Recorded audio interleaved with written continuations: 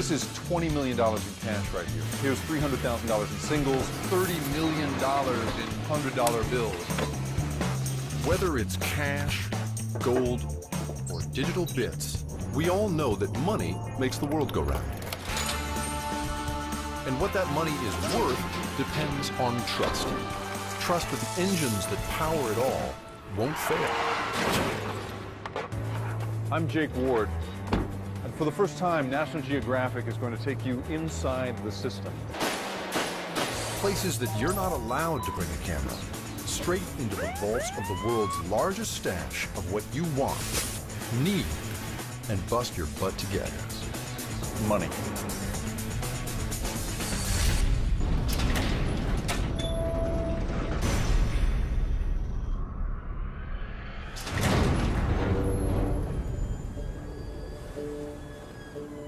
One of the places that truly controls money is the Central Bank of the United States, the Federal Reserve. They count it, store it, move it, inflate it, deflate it, destroy, stabilize, lend, and buy it, and make a profit off of it. But above all, they protect it. And it's not just cash. For over 80 years, armored vehicles have navigated Manhattan's narrow streets, carrying millions and sometimes billions in gold deposits in and out of the one Federal Reserve Bank trusted enough to guard almost 1/4 of the world's entire gold supply. You heard it right.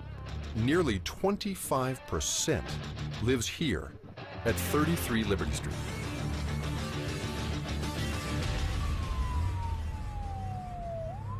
Today, a hefty deposit is on its way in, and this driver is the first line of defense. For obvious reasons, we can't really tell you his name, but he's not alone. His partners are armed, and the vehicle itself is like a vault on wheels, able to withstand bullets, even hand grenades.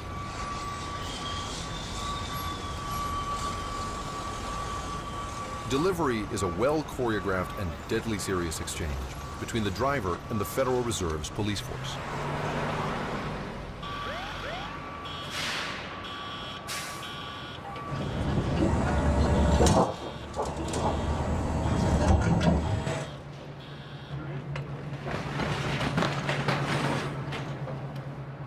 This small stack may not look like much, but if you tried to put it in the back of your car, you'd blow out the tires.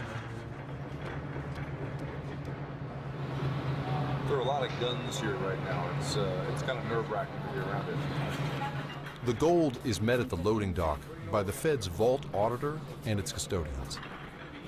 We have over a ton of gold right here, and street value today is over $55 million.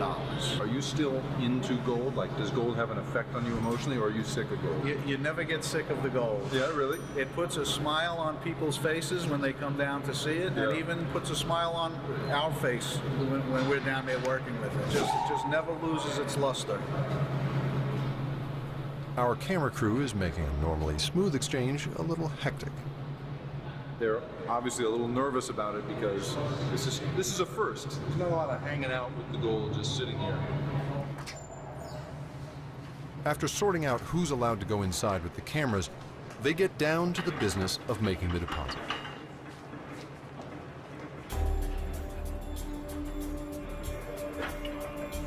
There's an almost sacred ritual that handlers go through when moving gold. It's all very quiet and solemn, no chit-chat or small talk. The armored truck company's drivers are fully responsible for the gold as they descend 80 feet below street level to the world's largest underground gold vault.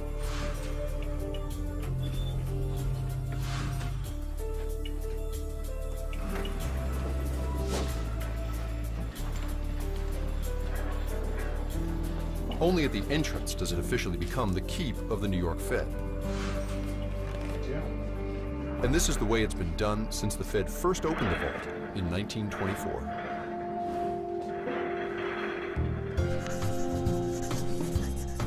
The New York Bank is one of 12 that make up the Federal Reserve System. Together, they're like the ultimate piggy bank, a place where your bankers bank. And if there's a financial panic, the Fed acts as a lender of last resort. That creates a kind of trust in the entire system. So from the beginning, Fed banks were built to look imposing, like fortresses of money.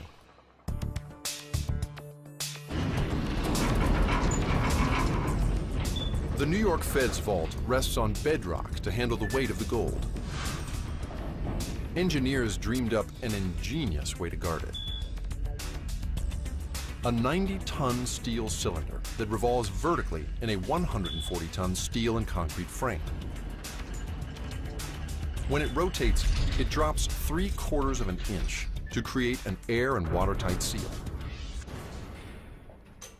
No one person is given all of the combinations or keys to the various locking systems, so someone is always watching.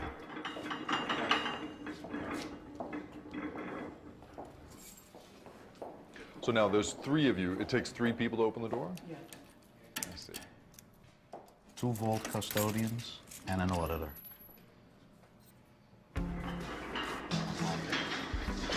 Welcome to about a quarter of the world's official gold supply. Just one of these bars is worth $640,000.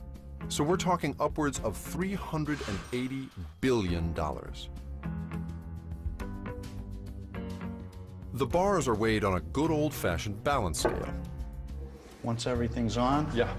you're going to turn the crank. Okay. It's going to be a little, not that difficult, a little bit, because all that weight will be on it. It's a critical step because each bar is slightly different, making each deposit unique.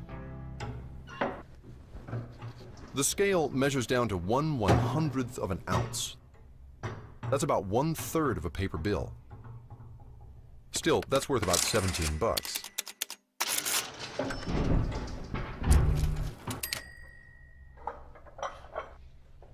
Ron here has stood as guardian of the gold for 40 years. This is the year in which the bars were cast. This is the purity, and this is the maker of the bar, the assayer, and this is a serial number. Each bar has to have its own serial number. What happens if you drop a bar like this on your feet? If you don't have this on, you'll be in the hospital. Yeah.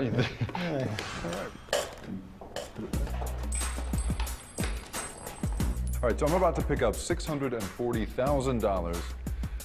That is a life-changing sum of money. Whoa, whoa. It is so much heavier than you think it's gonna be. Gold is very dense. Wow. So whose gold are we handling right now? Country, central bank. Do you know? I mean, can we tell from looking Oh, at no, this? we can't tell. You can't tell me? No. I see. There are rules about that kind of thing. The Fed's discretion and intense security are so trusted that few depositors have ever even asked to see if their gold is still here. So let's say that, you know, one of these bars got out of the vault, God forbid, and out into the street, and somebody melted it down. Would there be any way of identifying this gold again? Not if they melted it down. No. But if they tried to sell it like this here, they would find out. For thousands of years, people used gold as money. And why not? It's shiny, it's pretty, and like the man said, once you melt it down, it's untraceable. Or put another way, it's the perfect recyclable money.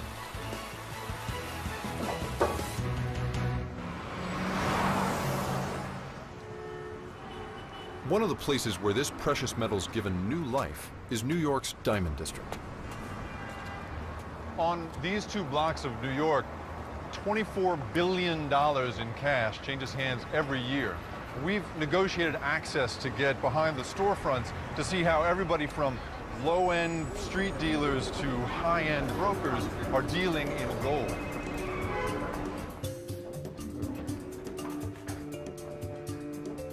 Hello. Hello, how you doing, sir?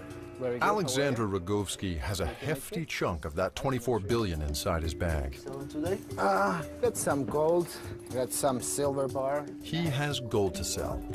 a lot of it. And he's about to find out what it's all worth. So I was wondering if you can tell me what I can get for this. Надо что, пускай тянут, реально пускай скажут сумму. Когда если, послушай, если они 14 берут, пускай тянут и 3 недели. Is this 14? Dmitry Nezhinsky is one of hundreds of brokers who work New York's gold district. Business is booming. When there's a financial crisis, people tend to look for security in gold. Here is 18 karat. Yeah, it goes up and down, but now it's better than other times because it just came up from 1,500, so you're selling it at the right time. In 2010 alone, the price of gold hit record highs 22 times. We pay top dollar for your gold. The gold comes in from all walks of life, so it helps that Dmitry can speak 5 languages. You come back here, okay? 48, $14,064 for 14 karat gold. Then you have 10 karat gold. I can give you $1,800 for that. The coin, this coin is the pure gold, right?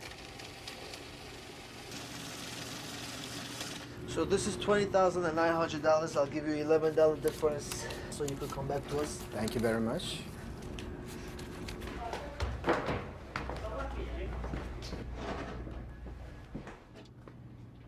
Dimitri? Yes. Hi. I'm Jake. Hi. How are you? Very nice nice to meet you. to meet you. Thank you for having me. Sure.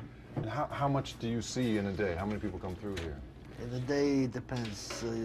It could be anywhere from 5 to 50, 70 people a day. What happens to the gold once you've got it, right? You buy a day's worth of gold. What do you then do with it? Once we buy gold, let's say we buy, this is about $25,000 worth of gold. Okay. Once we buy this gold, we melt it down to a small brick, and then we have it tested and sell it. Can I watch you Sure, melt it down? definitely, sure. I'd like to see it. Now most of the jewelry we have is 14 karat. The nooks and crannies of the gold district are full of places like this. Millions of dollars flowing in and out. Some, like Dimitri's, even have a foundry in the basement. How are you, my friend? No! Oh my God, you serious? It's the mayor, this guy. Please, man, I wanted to melt it. Not ready? Okay.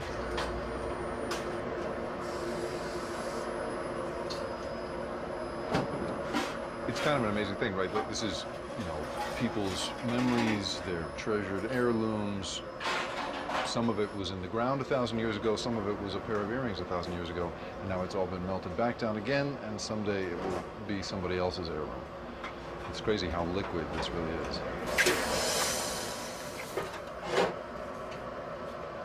So, are you sick of gold? I mean, do you still like the look of gold? I love it. You do? I love it, yeah. You do? Yeah, definitely. Who doesn't?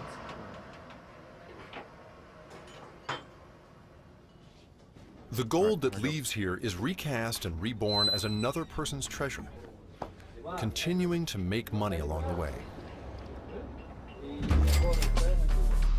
And sometimes that treasure is a lot closer than you think. Every couple of hours, trillions of dollars change hands. All that money used to be backed by gold, but not anymore. Today, our buck is backed by a promise from the U.S. government. The fact that it all works, based on trust alone, is simply taken for granted.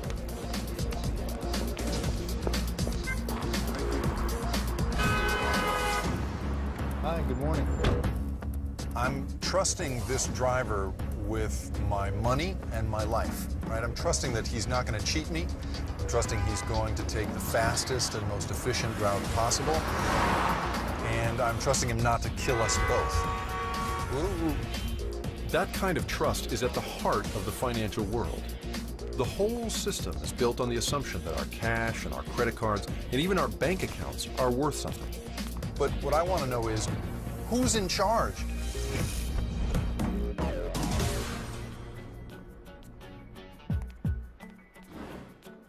I've come to Washington, D.C. to meet the head of the entire Fed system. You know, he's been dealt some of the most difficult cards in the history of finance. You said that Mr. Bernanke just happens to be the most powerful nerd on the planet. The Fed that was responsible for this. Sure, the Fed played a role. Federal Reserve Chairman